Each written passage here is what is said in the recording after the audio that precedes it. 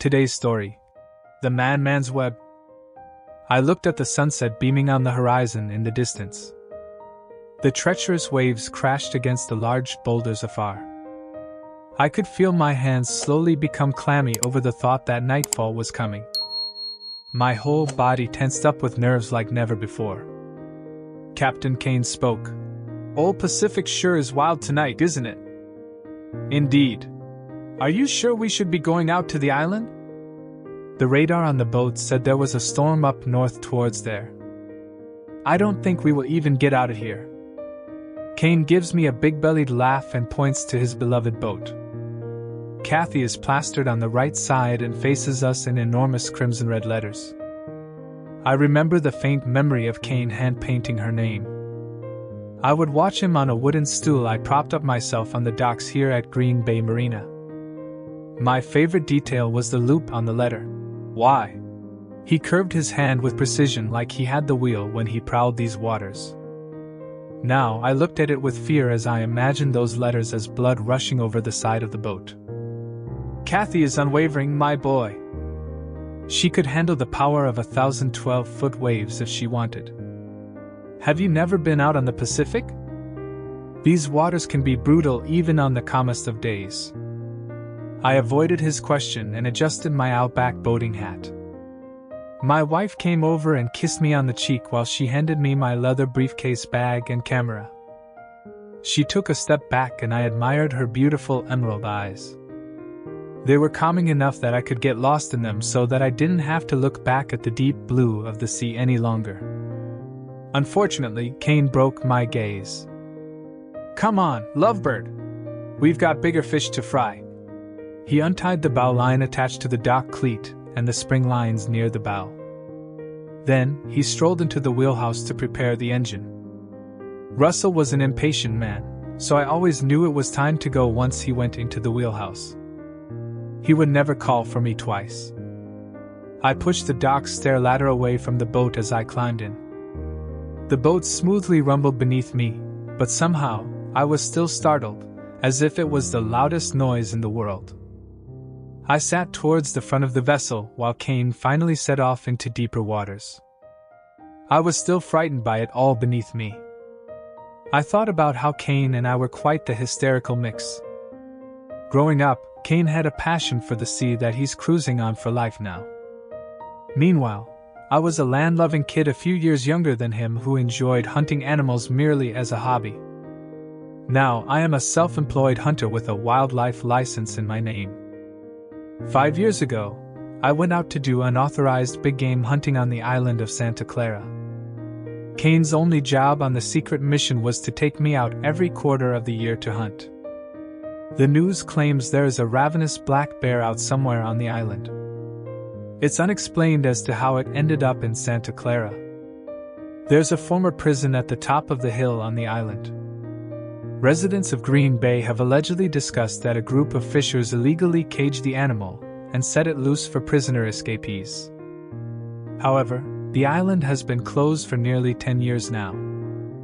I will say that there's a reason Santa Clara is now forbidden unless you are working with the authorities. It all started with a couple of teenagers who came back from the island. 2 were found dead, and the other came back with an arm gnawed right off.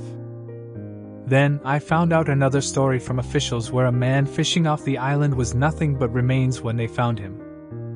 That specific incident happened once the island was closed off to visitors. I remember my wife saying it was karma for lurking somewhere you shouldn't have been. That's when I started my visits to the island. Of course, I found her words to be cruel in such tragic times like that. It made me even more determined to hunt the black bear after what it did to those kids. Even though no one has truly seen it, I know one thing for sure. That monster came from hell. Through all my failures, I did not fear the beast of the unknown. I would set countless traps in the early morning hours when the dewdrops were ripe. In the evenings, I would creep around different trails I'd marked with my feet from earlier hunts like a sly snake with a rifle in my hands. I always heard the heavy paw of the bear and the rustling near the rich, green fernleaf ironwoods that grew plentiful and wide just like they did on the nearby island of Santa Catalina. Oh, that rustling! I couldn't wait to hear the rustling any longer when the bear would be slain. I knew that tonight it would happen. Then I'd take a mighty shot with my camera and smile with a pearly white grin after my kill. I can imagine the picture now. "We're here. You best get a move on," said Kane in a low, raspy tone. He cut the engine and started hoisting the anchor. He moved towards the rear of the boat to pull out the stair ladder. Kane only spoke in that tone of voice when he was scared or upset. He's usually always confident and quick to tease until we reach the island. Sometimes I find it amusing how he makes fun of me for fear of the water, but he'll back down for a black bear. He certainly doesn't think of me as only boy or lovebird here, as he calls me anywhere else. Instead, he considers me a loony. I've got 2 flashlights in my leather bag and an emergency kit. I doubt anything will happen, but they are there for you. I also packed your peanuts in there while you sit comfy. I sneered at him with a smile. The joke left him wide-eyed like a deer in headlights. Don't make me pray to the Lord for a selfish sin of my own. Leaving you here for your demise sounds like a good idea right now. I snickered only for a moment until we finally walked to the back rear of the boat. The swim was only half a mile to the shore. I had done this swim countless times, yet I was still irked by it no matter what. Kane knew earlier that I was aware of just how dangerous the Pacific was. The 2 to 3 foot waves could mean death to any amateur swimmer here, especially with the storm just nearby. For a man who feared the sea, I was strong, and I was fast. A phenomenon of pure adrenaline within my swim strokes is what gets me to shore. I nodded and looked back at Kane, and then I leaped in. It's the shock of the freezing water that always hits me first. It feels like razors cutting into my body. I open my eyes and see only pitch black in front of me. I don't even try to give myself room to think of any sea monsters that could be ready to attack below. I shot back to the surface and dipped my head in the water as I repeatedly heard the words prancing around in my head like a chant. Stroke. Stroke. Stroke, you bloke. I know I've reached shore once I can feel my kneecaps scratch the sand. It's never a pleasant feeling, but an awfully reassuring one. Next, I do this maneuver I call the baby walk. It's somewhat of a half crawl, half walk like a baby trying to learn their first steps. I found myself exceptionally out of breath, even more than I ever have this time. My clothes are completely drenched, which adds extra weight to my body that I almost pummel to the ground. I trudge along in the dry sand on the beach while I try to control my breathing. I curse under my breath as I blame the storm for my loss of athleticism. The walk feels almost like a hike to the East Fernleaf Ironwood that marks the beginning of the first of 4 trails I've marked in all cardinal-facing directions of the island. They all wrap around and meet at the top of the hill where the dormant prison is. I always have a strategic plan that I go by each time I hunt. I get my rifle hidden deep within the hull of the Fernleaf on the east. I have hidden weaponry scattered around the island for safekeeping since I fear my rifles will rust after these swims. I move towards the west and south end after I've got what I need. I head straight north to the prison after. Nothing ever stops me from this routine since I know to only stay on the route. Generally, black bears are best to hunt around early mornings or evenings. They are usually hunting for food themselves around those times each day. This is when I blame the storm once more for setting me back. I scope my way to the tree where I stretch my arm in for my rifle. Nothing. I reach more into the tree to see if I planted it farther up. My hand is only met with the silky feel of an intricately spun spiderweb from within. I take my hand and wipe it on my shirt a few times. How could this be?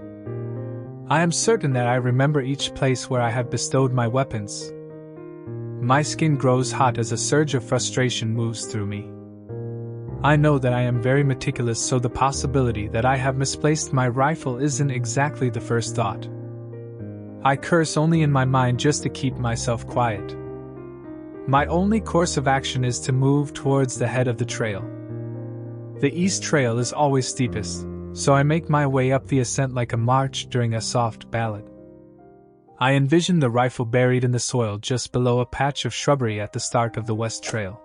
My heart is set on getting up the hill swiftly where I can dig for my rifle in hopes it will be there. There's no way it could not be.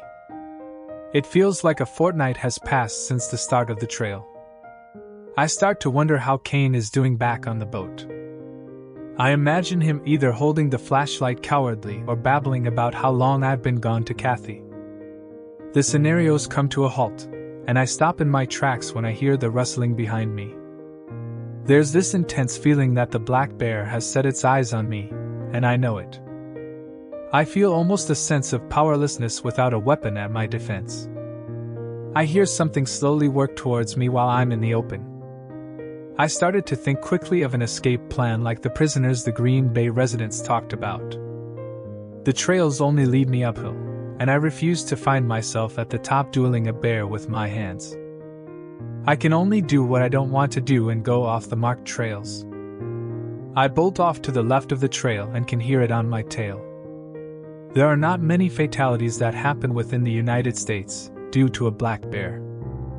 I know that I could never outrun one, but I seem to differentiate the heavy set of pears behind me now.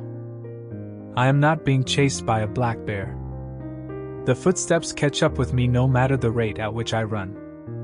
The strike of something hits my ankle and I stumble to the ground like a wildebeest under the teeth of a lion. I am nearly dazed from the fall, and I try to focus back on the face in front of me. I lead my line of vision to a man's chin under a flashlight. I recognize it as the spare I thought I had given to Kane. The realization hits me that I unknowingly left it with the other supplies on the island.